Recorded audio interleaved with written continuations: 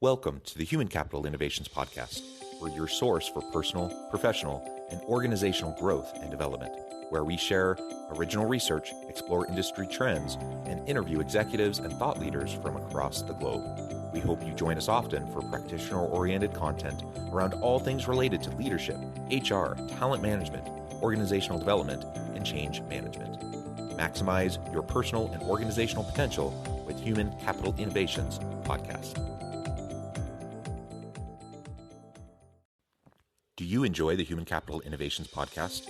Please subscribe, leave a review, comment, share, and consider supporting the podcast on Patreon, even at the producer and sponsorship levels.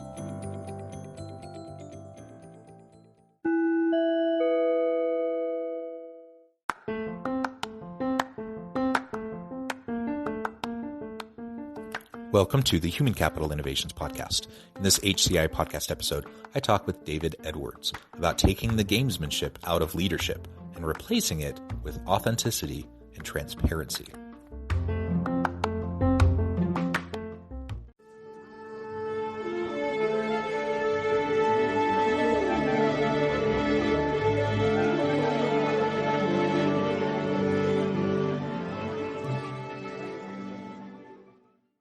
David Edwards, welcome to the Human Capital Innovations Podcast. Thank you. It's great to be here, John. It is a pleasure to be with you. I'm super excited to have a nice conversation with you today. You're joining us from Spokane, Washington area. I'm south of Salt Lake City in Utah. Today, we're going to be talking about taking the gamesmanship out of management and leadership and replacing it with authenticity and transparency.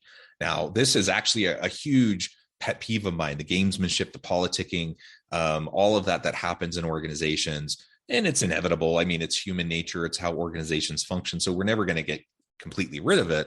But man, so much time and energy is wasted in organizations around those things that are just not necessary. So let's find a way to mitigate that as much as possible. Let's get rid of it as much as possible, and then focus on things that actually matter. So these are the types of things we're going to be exploring in the conversation today. As we get started, I wanted to share David's bio with everybody. David Edwards worked in healthcare for 35 years. He took what he learned as CFO, COO, and CEO and built on as he researched how to correct what is wrong with the healthcare system in America.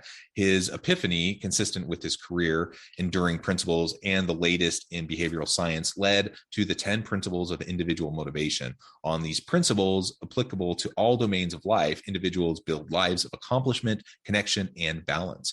Employers who offer the gift of these foundations help grow employees that are engaged, connected, and motivated. And I think that's fantastic. We can certainly talk about those 10 principles as we go throughout the conversation. Anything else you would like to share with listeners by way of your background or personal context before we dive on in further? I think we should just dive in. I mean, just a normal guy who's been in a bunch of different roles, but mostly in healthcare. I guess I had to say anything, it would be that I spent the first 6 years of my working career at what's called a community health center. And so these are nonprofit organizations that are very mission focused. And it was one of those things where you've heard the phrase, fish are the last to discover water. And I worked at it. I thought it was interesting. I enjoyed it. But I really didn't appreciate what I had. And after 6 years, we tripled in size. I went from being an accounting clerk to a business manager to the first finance director as the organization grew. But I was working 60, 70 hours a week in the Seattle area where we lived. I lived north of town and work was south of town. There was no such thing as telecommuting in those days. Modems were, this big. And cost thousands of dollars. But I finally went to my boss and I said, this is great. I love working here. I love doing this, but I'm never home. We're working some Saturdays. And I said, this isn't consistent with my values. And I don't think I can sustain this. I don't know my daughter who, is a year old. And we couldn't find a way to manage it. And I didn't want to move down that area, or my wife and I didn't. And so I had left. And I went to work for a place that nothing wrong with it. It was the cable company. And I left a $10 million organization that was mission focused and growing rapidly to work for a $500 million division of a multi-billion-dollar company that was also growing rapidly, but was very focused on making money. That was the mantra. That's really what we were about. And what I found was after, 6-8 months there, I was very unhappy. I worked hard because it's just who I am, but it was inconsistent with my own personal values. Just like working so many hours and never being around my family was inconsistent. But I never really had made this connection. And so, as often happens in life, we learn through kind of these experiences.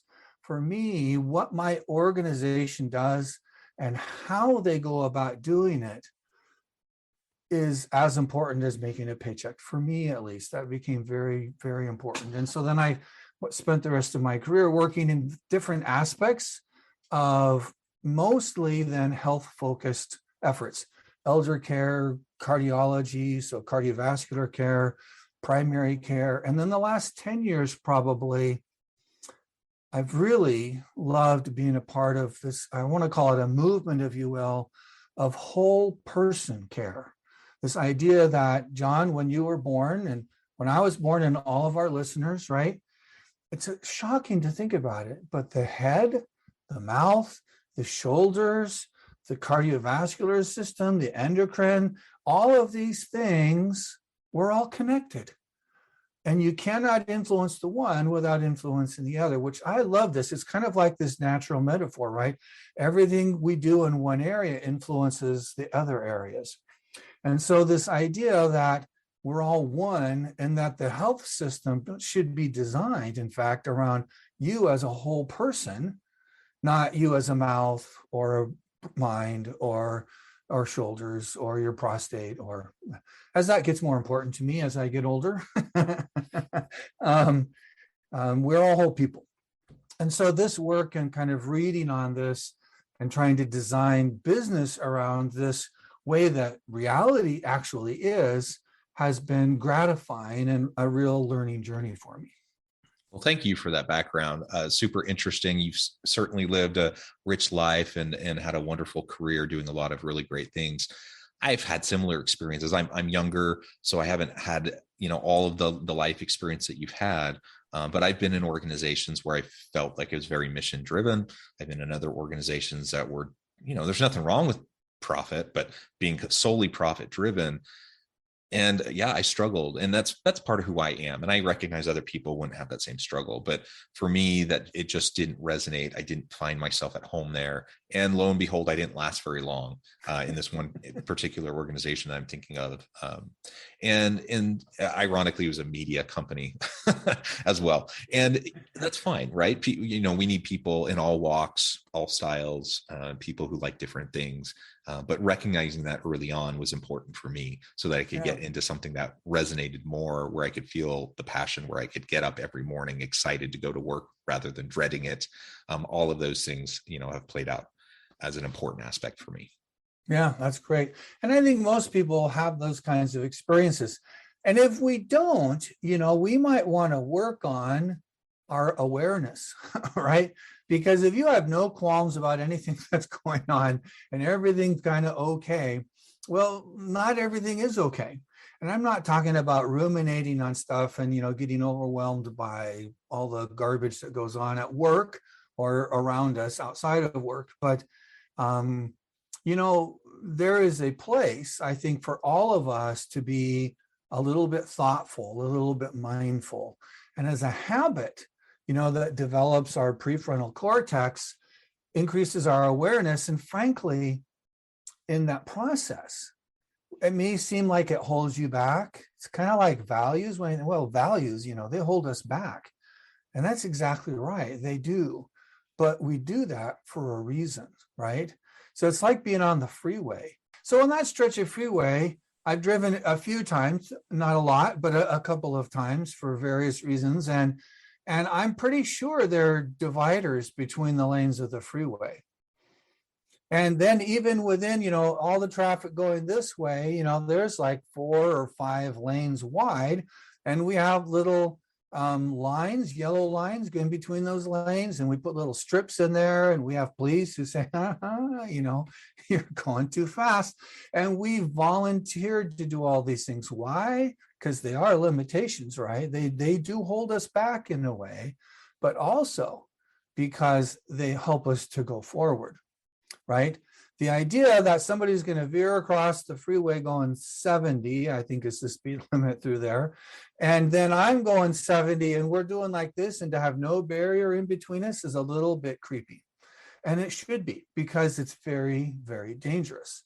We've proven that we can actually drive faster, more confidently, more consistently, and more safely if we have those barriers, right? So that's kind of like what values do for us. They provide barriers within which we have volunteered to conduct our lives. And they're really fundamentally important, because without them, it is, anarchy. It's a hodgepodge. It's a mess. It's just a flat out mess.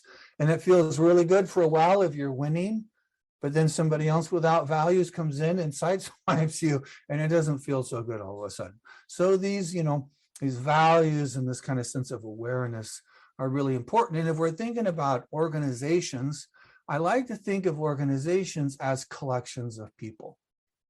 I don't think that there's anything magical or mystical or special.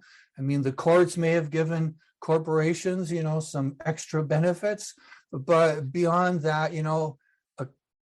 individuals, there are, if you will, laws, there are principles by which our lives are conducted. When we ignore those enduring principles, we do so to our own expense, at our own cost, and at the cost of those around us. It's the same in companies. As a collection of individuals who have banded together for some common purpose, and it may be as a media company, it may be as a consultancy, it may be as a healthcare organization, or you may make widgets or tires or, whatever it happens to be, it doesn't matter, right? A company is simply a collection of individuals who have volunteered to come together to accomplish some goal. And each of us within that goal has a different role, right? So I may be, I was a CEO at the last organization, and we had a finance person, and then they had finance people under her who, performed various roles. We had receptionists, and we had doctors and nurses and therapists and community health workers and all these various roles. But what we all had in common was that we are human beings, and that we had agreed at some point that these purposes that the organization stood for, its mission, its vision, and its values, were something that resonated with us as individuals. And I think as we look at this idea of reducing gamesmanship, and I think introducing and nurturing individual leadership, that these are the foundations that the best run, if you will, holistic thinking organizations are built. And so it's not the trivial, I was in a healthcare organization. It was a nonprofit, charitable organization. And on the backs of their business cards, they had written their mission statement and their core values, which was great. But it took me about an hour to realize that this was, for the sake of marketing, not what they were living, right? So there was a disconnect, there was a disjoint between what they espoused on paper and what they were actually living. So I'm going to suggest that at these organizations, the amount of monkey business is inevitable, because people don't have a solid foundation on which to build. If your mission, vision, and values aren't solid, aren't lived, aren't real, aren't talked about, aren't encouraged, in fact, held accountable for, And if you don't recruit for those things, and if it's not a big deal, right? And from the very beginning through all the various processes of the organization through eventual termination, since we'll all be terminated at some day, either voluntarily or not. But if we don't have all of those processes lined up consistent with those principles that we've espoused, we're in big trouble from the very beginning. Does that make sense, John? And yeah, absolutely. I feel a little bit, I have to tell you, I'll say it out loud. I feel a little bit self-conscious because you have a PhD and I don't. There's nothing magical about a PhD. So I appreciate your wisdom, your insight through tons of lived experience, which is incredibly valuable.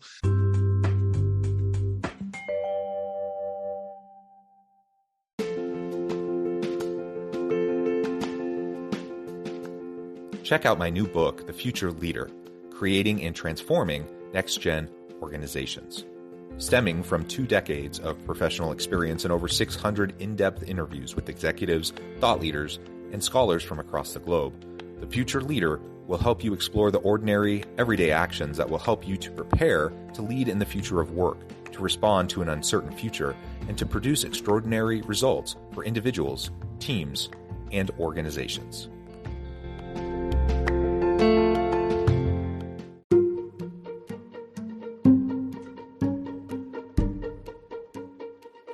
Welcome to the Human Capital Innovations Academy. Courses, micro-credentials, and certificates to upskill and reskill for the future of work.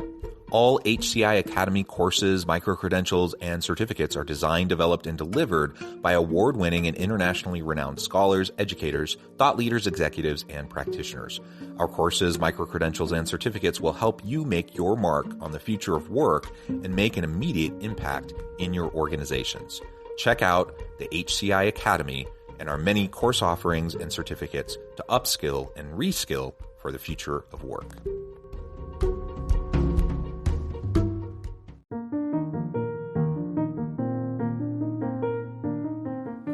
Check out our new weekly LinkedIn newsletter, Alchemizing Human Capital, exploring industry trends via original research and interviews with executives and thought leaders from across the globe. We look forward to having you join us.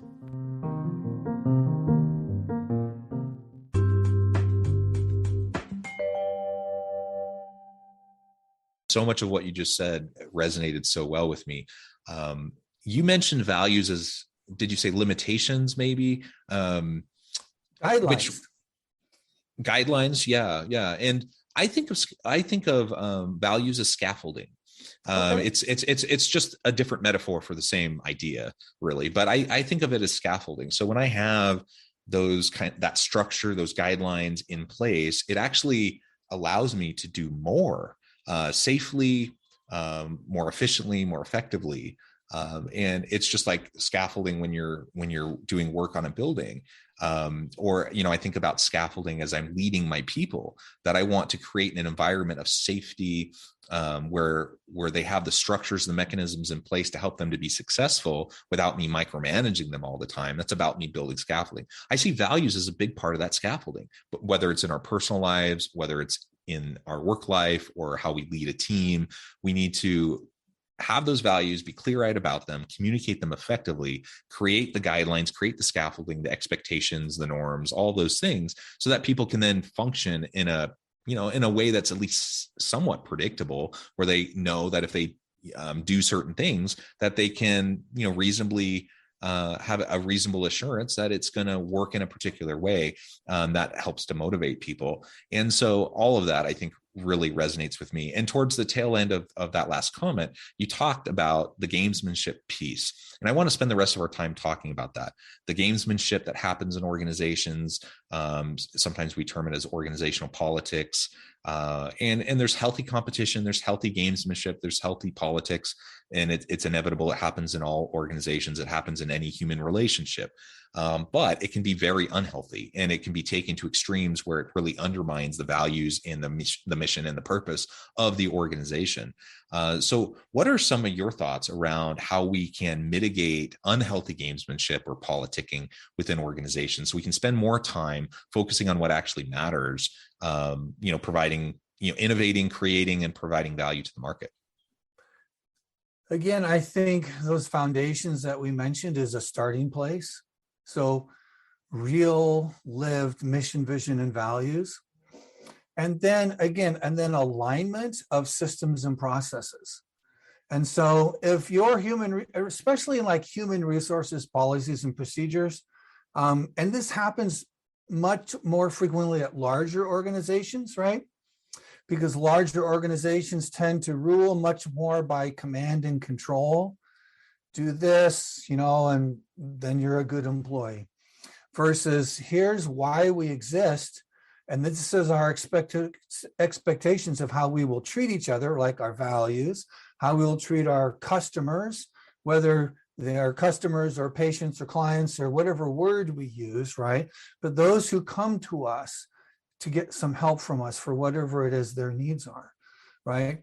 And so whatever the word is, if we're aligned with them, the gamesmanship is going to be much less. But the first time that you have an employee who then starts to take some risks, right? And they say, I did this because it's consistent with our values and our purpose, but it wasn't consistent with policy. And then they either get in trouble or they don't, right? Because they'll either succeed in doing that when they take a risk, or they might fail, right? And so then I think organizations, this has been around, this is not new, right? So if we say we succeeded, yay, what did we learn from that, right? Or we failed, and then instead of saying you failed, you're bad, we say you failed, what can we learn from that, right? So that kind of interaction between human beings pursuing common purposes is going to reduce gamesmanship. Because as soon as the policy and the process and the procedure supersedes mission, vision, and values, people don't know what to do, right? They're going to be perplexed because what is guiding me now? Well, today it was this, and yesterday it was that. Tomorrow, I don't know which it'll be, maybe this. And so I think these are foundations to reducing gamesmanship. So then how you set up policies and procedures. So I was a CFO, Chief Financial Officer, for 20 years probably in different organizations. And I found something that I just found beautiful. We called it integrated strategic and financial planning. So this is an idea, and I don't know if you see more companies than I do probably, but back 15 years ago when I was first exposed to this, many organizations developed the budget and then they did strategic planning. And what I've come to realize is that no, that's, as my dear departed father used to say, that is bass backwards. Because the budget is simply A, the primary policy document of the board, and B, the funding of the strategic plan. If it's not, what is it, right? You've got the budget fighting the strategic plan. And, that is a recipe for confusion, monkey business, gamesmanship, and frankly, lack of performance. And so we line up these processes and we do them quickly, right? So no more year-long strategic planning, developing the 5-year plan kind of stuff. 5-year plan is fine, but a 5-year plan or a 3-year plan needs to be revisited like every 6 months probably. But that becomes a very focused top-down, if you will, or bottom-up is what I prefer, process where we check in. And we can go back to that principle of awareness. We say, what are we aware of? Where are things going? I'm not a fan of copying what other people do. I think that's a recipe for followership in our markets, but we have to understand what other people are doing as a piece of that puzzle. That we say, then how are we leading in whatever our field or area is so that we're kind of hopefully, a step ahead. or people are then trying to follow us, which is a great place to be. And they will.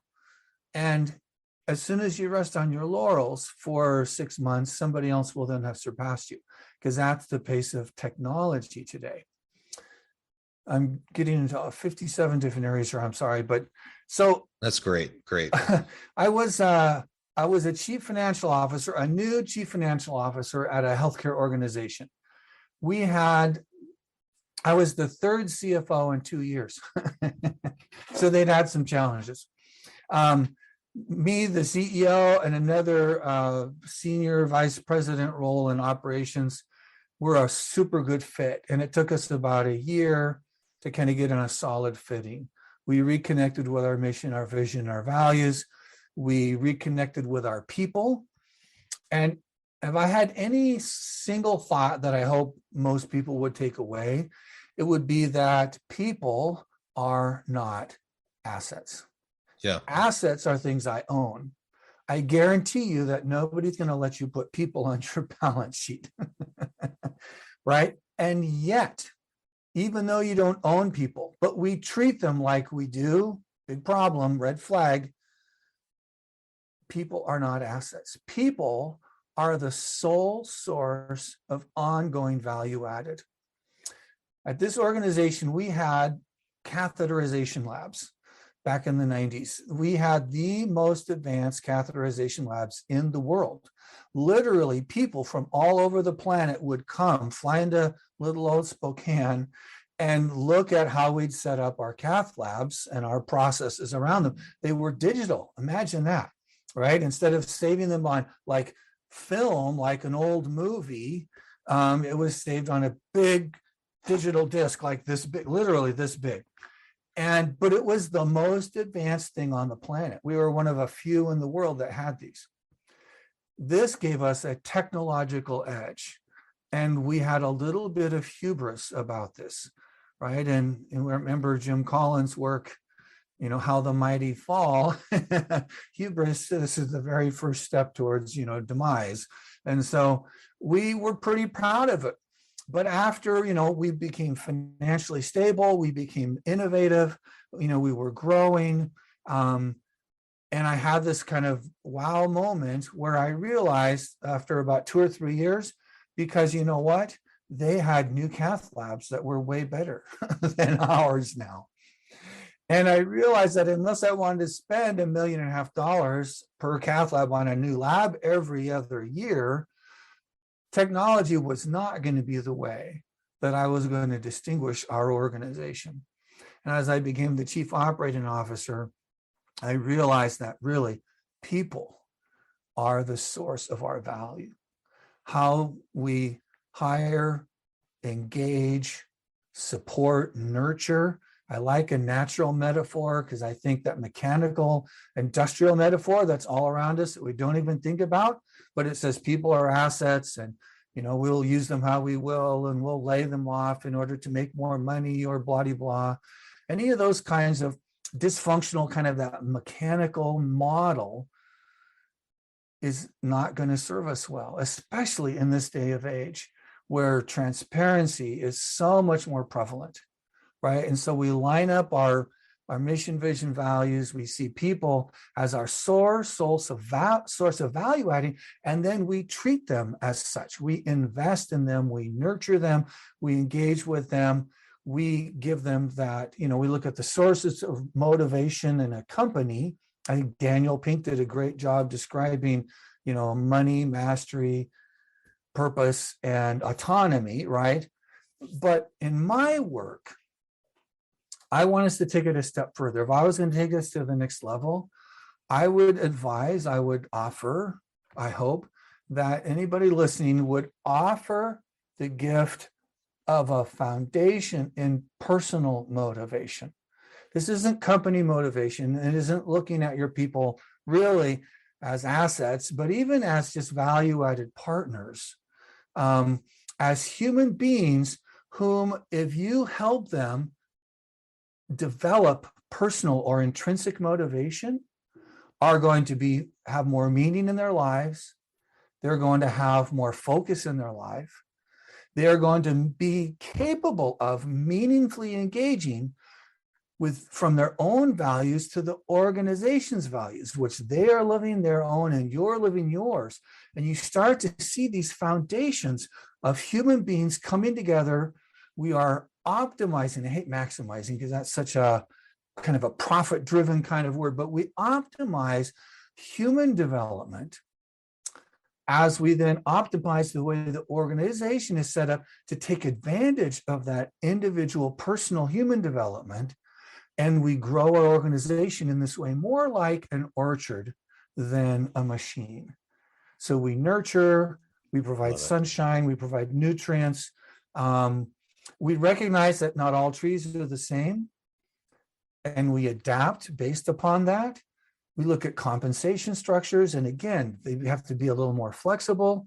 We start thinking of our organizations in this fundamentally different way that's contrary to the milieu, that fish in the water kind of idea that we've evolved through, these last 300 plus years, and start to say that is inconsistent with the way human beings actually are. It's inconsistent with reality.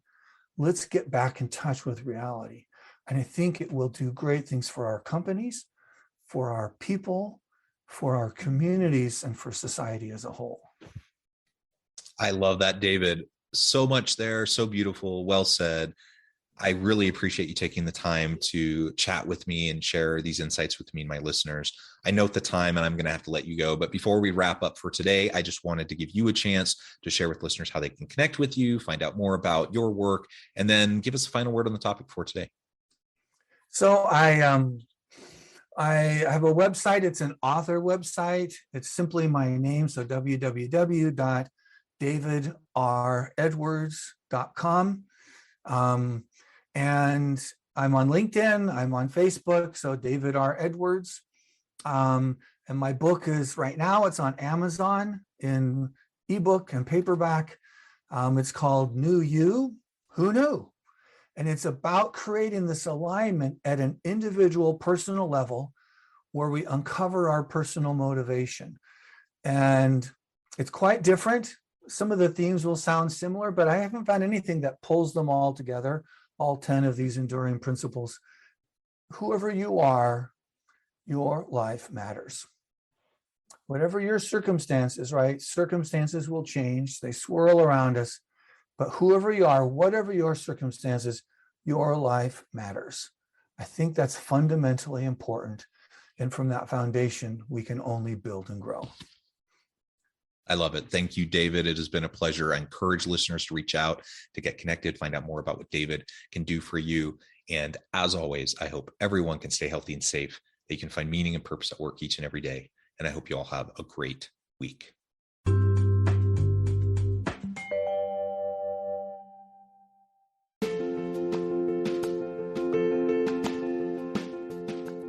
Bluer Than Indigo Leadership, the journey of becoming a truly remarkable leader. Early in my adult life, I learned about an Asian proverb that translates as bluer than indigo. If you think about the color indigo, it is a brilliant, deep, and vibrant blue, what some would call the bluest of blues.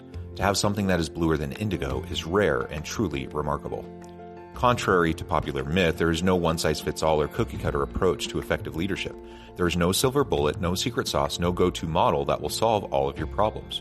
The truth is, great leaders have all had their unique strengths and flaws, and have all had to discover and then pave their own distinctive path in their life's journey to fulfill their leadership potential.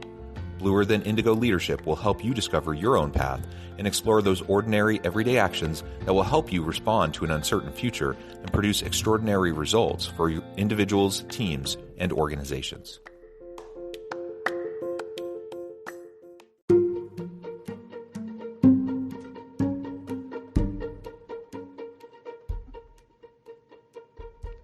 Check out Human Capital Innovations magazine, Human Capital Leadership. Human Capital Leadership is a free, interactive e-magazine with the mission to help individuals, leaders, and organizations find innovative approaches to maximize their human capital potential. We publish issues quarterly in August, November, February, and May. Take a look at the latest issue and let us know what you think.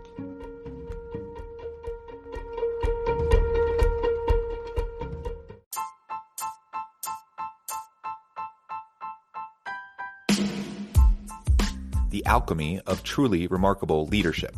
Ordinary, everyday actions that produce extraordinary results. Consider how the nature of work has shifted over the past 50 years. With increased globalization, rapid technological advancement, and the shift in economic composition, the average job of today looks very different than the average job of 50 years ago. What will the jobs and organizations of tomorrow look like? Moreover, what does this all mean for organizational leaders? What are the core competencies and capabilities of organizations and their leadership that are prepared for continued disruption and geopolitical and socioeconomic shifts? Regardless of what the future holds, increasingly, leaders need to be socially minded, data-driven, decisive, champions of talent, and disruptors of the traditional notions of leadership, teams, organizations, and work. The alchemy of truly remarkable leadership will help you to explore your own leadership competencies and capabilities and consider ways to apply and implement them into your workplace and personal life.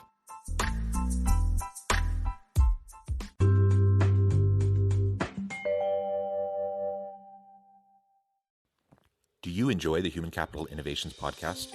Please subscribe, leave a review, comment, share, and consider supporting the podcast on Patreon, even at the producer and sponsorship levels. Thanks again for joining us for this episode of the Human Capital Innovations podcast. I hope you stay healthy and safe and that you have a great week.